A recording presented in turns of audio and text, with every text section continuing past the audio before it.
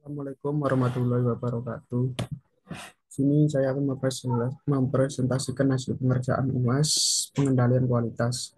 Nama saya Ahmad Maulidan Fikri dari Teknik Industri Reguler semester 5. Soal nomor 1, jelaskan apa yang menjadi fokus dan target Motorola dalam implementasi Six Sigma. Ini hasil jawaban nomor 1. Yang menjadi fokus Motorola adalah untuk memfokuskan pada kegiatan untuk memperkecil variasi proses yang terjadi sekaligus mengurangi cacat dalam produksi dengan menggunakan analisis statistik. Terus lanjut ke soal yang nomor 2. Sebutkan dan jelaskan 5 fase Six Sigma. Jawaban nomor 2, 5 fase tahapan Six Sigma.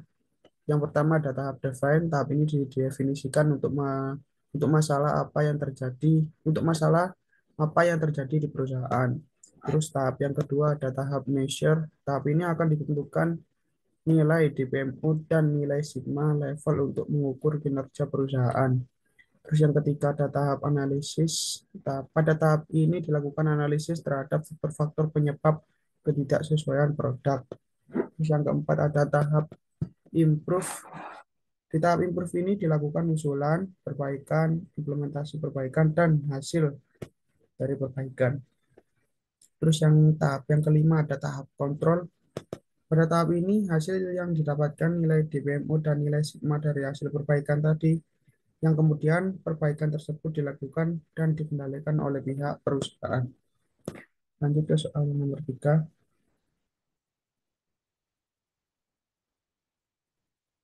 Jelaskan minimal 5 standar kualitas yang menjadi rujukan perusahaan sektor makanan dan minuman dalam menjamin kualitas produk dan manajemen perusahaan. 5 standar kualitas yang menjadi rujukan perusahaan. Yang pertama ada ISO 22000, sistem manajemen dengan keamanan pangan. Standar manajemen keamanan pangan ini mencakup segala aspek dari produksi hingga distribusi perusahaan makanan dan minuman, menggunakan ISO 22000 untuk memastikan keamanan dan kualitas pangannya.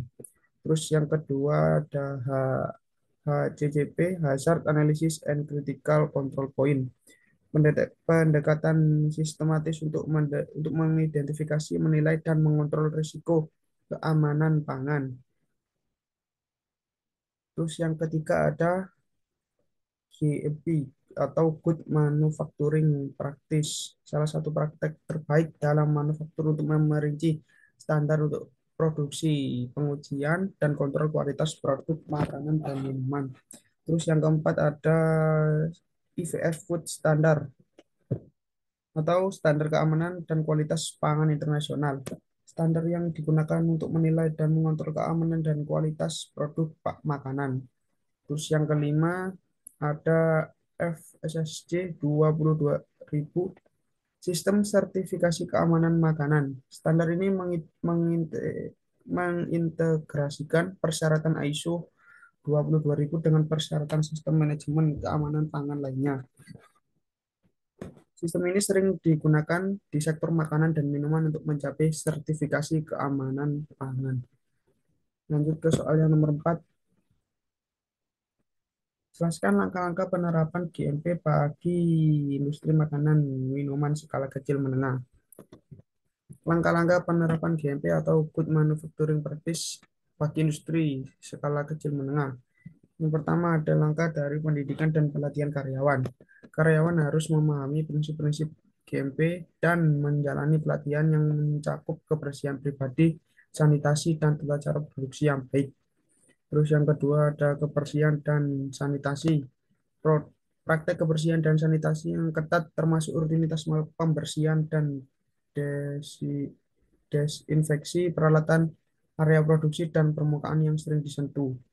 Terus yang ketiga ada manajemen persediaan bahan baku dan produk jadi. Terapkan sistem manajemen persediaan yang baik, termasuk pemantauan tanggal kadaluarsa dan rotasi pada stok. Terus yang keempat ada pemantauan dan pengendalian proses produksi, mengimplementasikan kontrol kualitas pada setiap tahap produksi. Terus yang kelima ada dokumentasi dan pelacakan. membuat dan memelihara dokumentasi yang baik, resep, catatan produksi, dan catatan pengujian. Mungkin itu saja yang bisa saya presentasikan dari hasil pengerjaan UAS mata kuliah pengendalian kualitas. Kalau kurang lebihnya mohon maaf. Wassalamualaikum warahmatullahi wabarakatuh.